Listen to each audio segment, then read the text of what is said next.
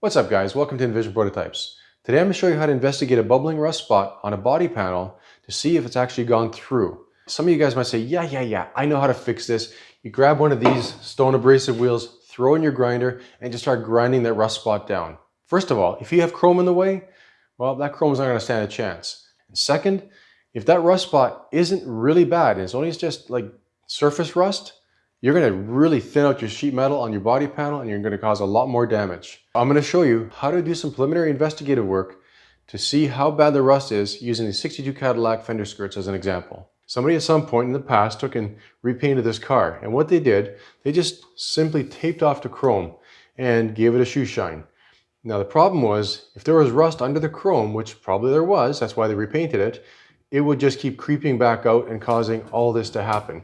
What you have to do is take the chrome off. It's time consuming, but you have to get in underneath and make sure that all the rust is gone. In this case, we're going to be filling up all the holes for the chrome, doing a chrome delete, so there shouldn't be any more problems in the future. But if you have chrome or whatever on your car and it's covering up some rust, that chrome has to come off and you have to address the rust under the chrome.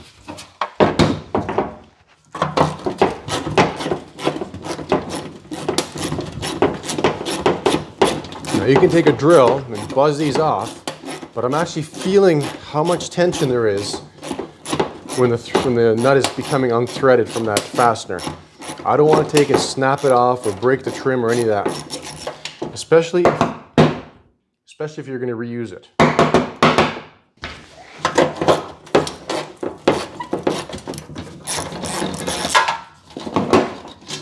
And there we go. Chrome is off. And as we suspected, there's a hole for the trim and the rust is around that hole. So that's where that problem started. Either when they pushed the fastener through, some of the paint got knocked off and it started to rust way back at the factory. What you can do to remove the paint without taking any metal away, you're going to use a stripping disc. It's basically a hard composite plastic, if you will, that just takes the paint off. So we're going to start working these areas and removing only the paint.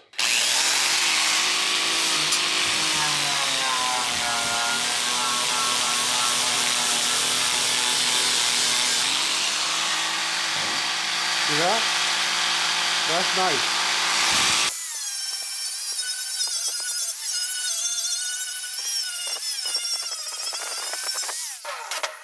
Apologize for the dust. It's probably floating around in front of your eyes right now, but can't really help it.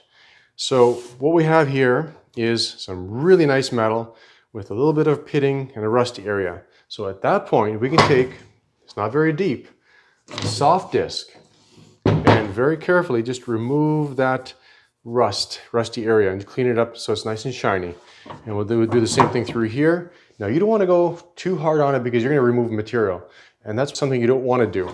Now, as I was grinding, I noticed there's some bubbling going on here. So either the paint didn't stick properly to the previous layer of paint, or we have some more rust coming through from the inside. I'm not sure. So that's where I'm going to take that stripping disc and just clean these areas right off. When you grind away paint like this, it's very much like a tree with the tree rings. You can tell how many times the car was painted. And this car was painted twice. Once at the factory and once sometime in 1998. I can tell by the smell of the gray surfacing primer they used. I think it's a Sickens. So back in the factory, there's red oxide as a primer, then the black, probably a lacquer, then the gray in the 90s, and then the black over top of that to cover everything up. We're going to take and strip this down to nice fresh metal.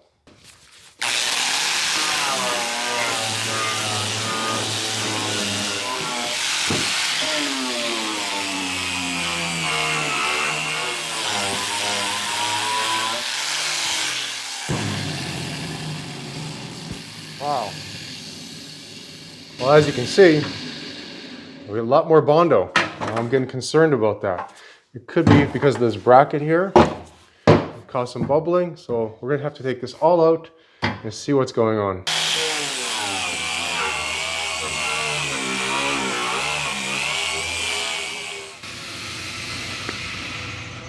If you don't think I get dirty, well, some days are dirtier than others.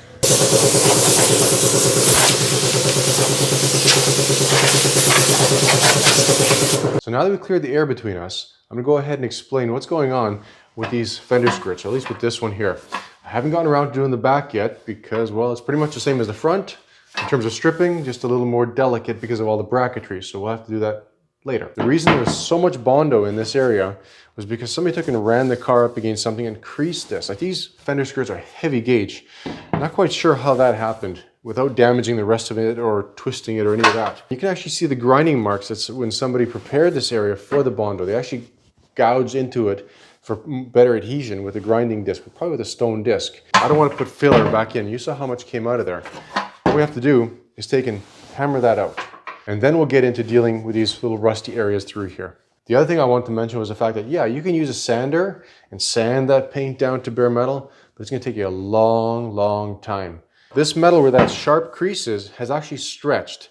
And the stretch hasn't occurred in the root of the crease. The stretch occurred on either side of the crease. It pulled it down. So what we have to do is basically shrink the metal into itself. And we'll do that by backing this side up with the dolly where the concavity is. Get a dolly that fits into there.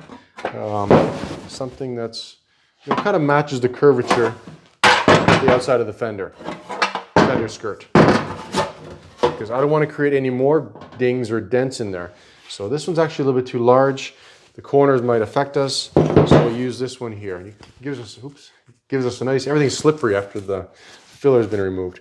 So it gives us a nice surface that we can kind of back that up without causing any damage down below. I'm gonna give this peak here some sharp impacts to kind of drive that metal down into itself. I don't wanna push the metal out too far that way.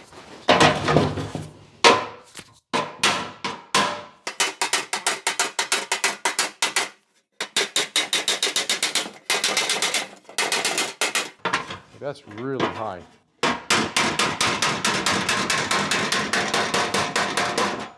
It's actually rusting under the paint where that crease was.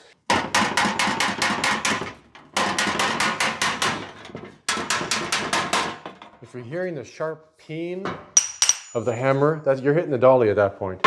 And you don't want to do that too much because then you're actually stretching the material, creating more material, and you don't want that. You want to take the material and shrink it. That dull sound is what you want to hear.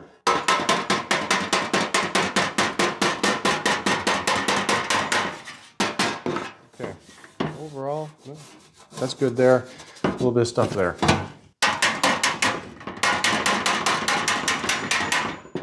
So now we'll go with a wider face hammer.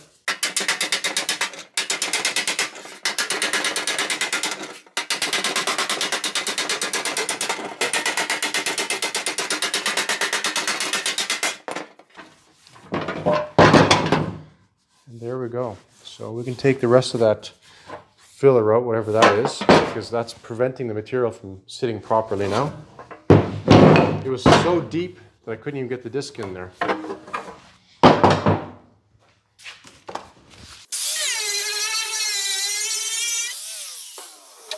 I just took some of the paint off the backside just so I can see better. And somebody did prime the back, so this has been repaired from both sides.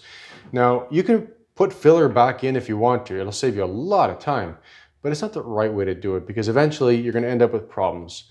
Either the filler would come away from the metal, or you'll have moisture that gets trapped for whatever reason inside and start more rust. So best way to plenish it out, smooth it out, and then you can basically have a fresh panel with no filler.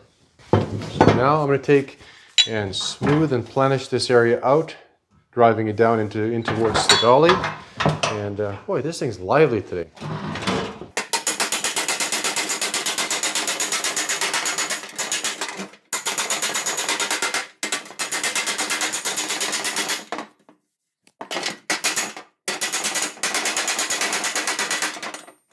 All right, that's it. The crease is gone. So now we can go ahead and deal with these little rusty areas. Now this one's a little more severe than the two on the side. But we're going to take very lightly past a soft disc over it, the 80 grit, and just see what comes off. And well, if we see through the panel, we'll have to replace it.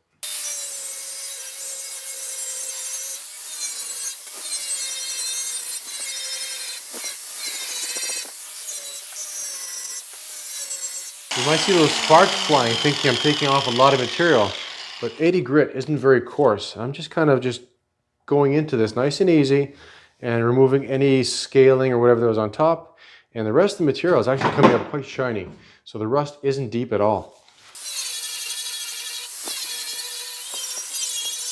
So after some time with the soft disc, that rusty area is now gone. And we have nice fresh metal in its place. The metal is a little bit thinner because we took away some of the pitting, but nothing that'll affect the structural integrity of the panel. All right, guys, well, we're about a third of the way into this panel. These two areas are finished. We still have the top to do over here, as well as the two bottom corners. Now, I did notice some more significant pitting in this leg here, so we'll probably end up cutting that out, forming up a new piece, or forming a new piece, then cutting it out, which is the order you want to tackle it in.